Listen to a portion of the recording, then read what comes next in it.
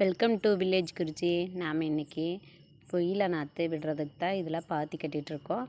பார்க்கலாம் வாங்க. இன்றைக்கி நம்ம பொயில் நாற்று எப்படி பாத்தி போடுறதுன்னு பார்க்கலாம். கொஞ்சம் போட்டு அப்படி வரப்பு மட்டும் கட்டி இருக்கிற அப்படி இவ்வளோ நீளம் இருக்கணும்.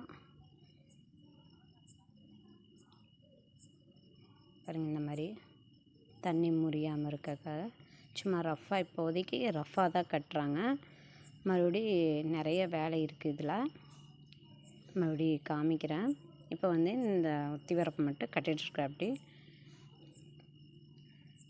அந்த சைடு வரப்பெல்லாம் போட்டாச்சு.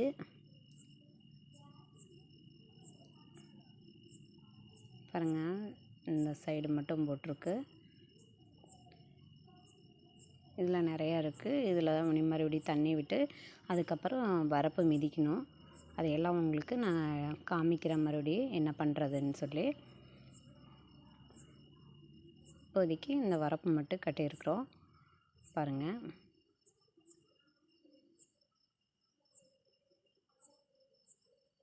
ஆமாம், மிளகாய் செடிக்கு தக்காளி செடிக்கெல்லாம் உப்பு வைக்கணும். நம்ம போயிடலாம், லேட் ஆயிரும். தண்ணி எடுத்து விட்டாச்சு. வாங்க உப்பு வைக்கலாம்.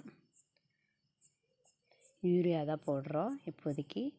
இப்போ வைக்கிறது தக்காளி செடிக்கும் மிளகா நாற்றுக்கும். இந்த ஓரம் மட்டும் தக்காளி நாற்று வச்சுருக்கு ஒரு லைனு. அந்த சைடு ஒரு பாத்தி மிளகா நாற்று போட்டு போகிற அப்படி. பாருங்கள், இப்போ மிளகாய் செடிக்கு போடுற அப்படி. மிளகா நாற்று வச்சு இப்போ 25 நாளைக்கு மேலே ஆச்சு. அதனால் நாற்றுக்கு உப்பு வைக்கிறோம்.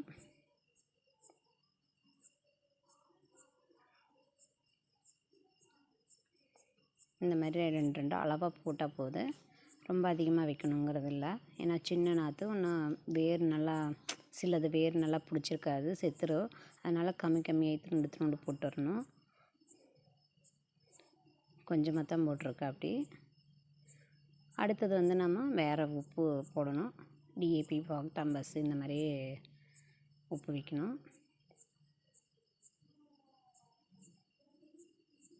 அப்புறம் இந்த மாதிரி மிளகாய் நாற்றுக்கு முடி போகுது.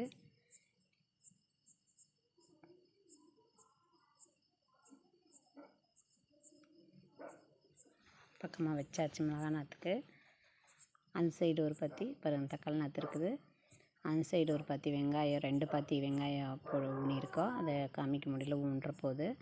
பாருங்கள், அதுக்கு உப்பு வைக்கிறாரு. அது வெங்காயம் ஊனி 5 நாள் தான் ஆச்சு. அதனால் சிறு பயிராக தெரியும் உங்களுக்கு, எனக்கு தெரியாது. க்ளோஸ்அப்பில் காமிக்கிறேன். அதில் வெங்காயம் இருக்குது, நடவு போட்டிருக்கோம். பாருங்கள், லேசாக தான் தெரியும். பயிர் இப்போ தான் சின்னது, 5 நாள் தான் ஆச்சு. இத்தினோண்டு வச்சுட்டு வந்தோம்னா கொஞ்சம் அது நல்லா தழையிறக்கு, அதுக்கு ஊட்டச்சத்து கிடைச்ச மாதிரி இருக்கும்.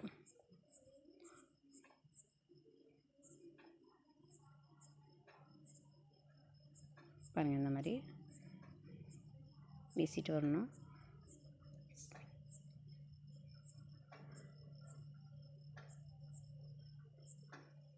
உப்பு போட்டு வந்துட்டோம்னா கொஞ்சம் நல்லாயிருக்கும். செடி சீக்கிரமாக நாற்று வெங்காய பயிரும் நல்லா தழைஞ்சி வரும்.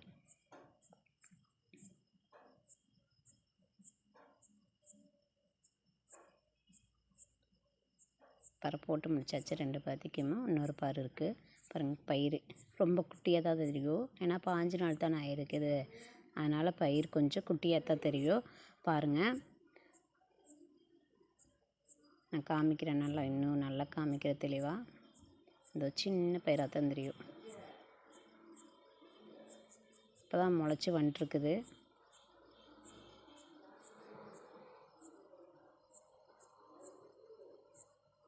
பாருங்கள், போட்டாச்சு. எல்லா பருக்குமே போட்டு அப்படி இன்னும் கொஞ்சம் பெருசாகி நல்லா பயிர் தெரியும் போது இன்னொரு வீடியோவில் நல்லா தெளிவாக காமிக்கிறேன். இப்போ வந்து குட்டியாக இருக்கிறனால கொஞ்சம் உங்களுக்கு தெரியாது, கிளியராக தெரியாது. பாருங்கள், கொஞ்சம் கொஞ்சமாக தான் தெரியும்.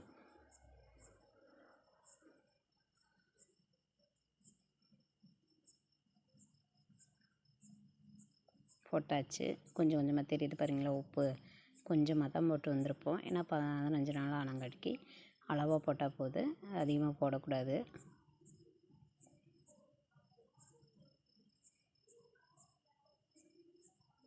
இந்த மாதிரி தான் வந்திருக்கு லீஃபு வெங்காய பயிறு.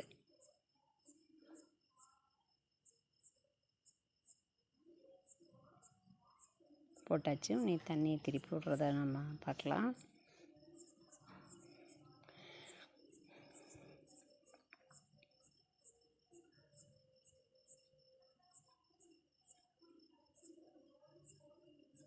தண்ணி திருப்பியாச்சு.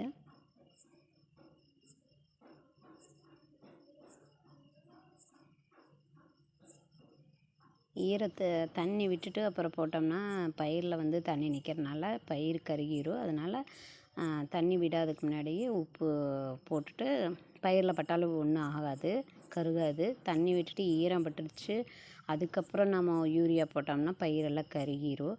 அதனால் முன்னாடியே உப்பு வீசியாச்சு. வீசி தண்ணி திருப்பியாச்சு. பாருங்கள், சாயந்தரம் ஆயிடுச்சு. இதுக்கே பாருங்கள் எப்படி இருக்குன்னு. பொழுதிறங்க போகுது.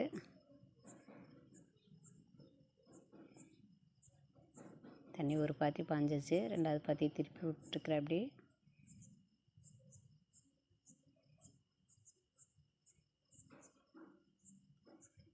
இன்னும் 2 பாத்தி பாயும்போது இருட்டே ஆயிரும்.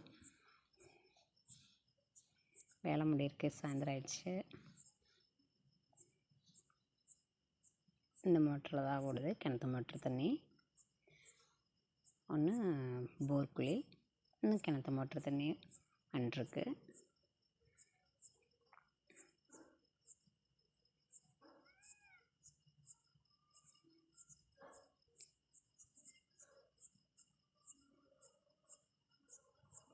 இங்கே ஊற்றி வாய்க்காலில் போகுது. இதுக்கு வந்து தண்ணி கட்டு தண்ணி தான், சொட்டு நீர் பாசனம் இல்லை.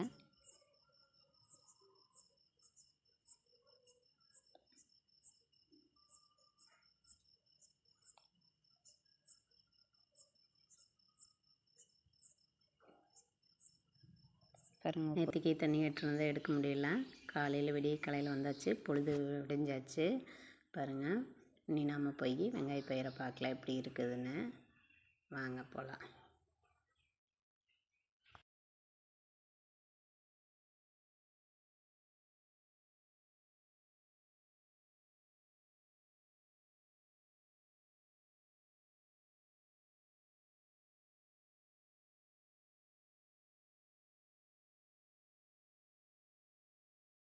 பாருங்கள், இப்போ தண்ணி பாஞ்சதுக்கப்புறம் எப்படி வெங்காய பயிர் நல்லா தெரியுதுன்னு. வாங்க நல்லா காமிக்கிறேன். அது மழை பெஞ்சதுனால மழை சாரலுக்கு அந்த மாதிரி விளைன்னு தெரிஞ்சது மண்ணெல்லாம். இப்போது காலையில் எடுத்துருக்குறேன். அது பாருங்கள், தண்ணி நல்லா ஈரங்கட்டுறதுக்கப்புறம் எப்படி பயிர் நல்லா தெரியுதுன்னு. பாருங்கள், வெங்காய பயிர் நல்லா தெரியும் உங்களுக்கு.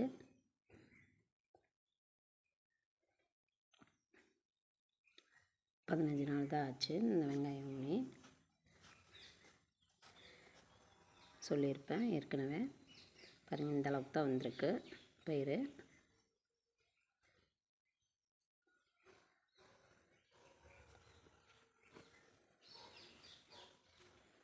இந்த மாதிரி தான் இருக்குது.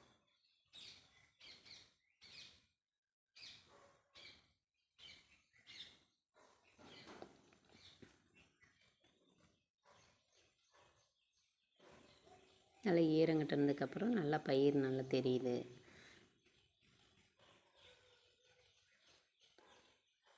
இந்த மாதிரி குட்டியாக தான் பயிர் வந்திருக்குது.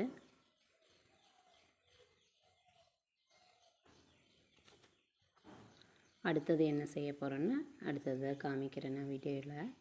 பிடிச்சிருந்தால் லைக் பண்ணுங்கள், சப்ஸ்கிரைப் பண்ணுங்கள், ஷேர் பண்ணுங்கள், கமெண்ட் பண்ணுங்கள்.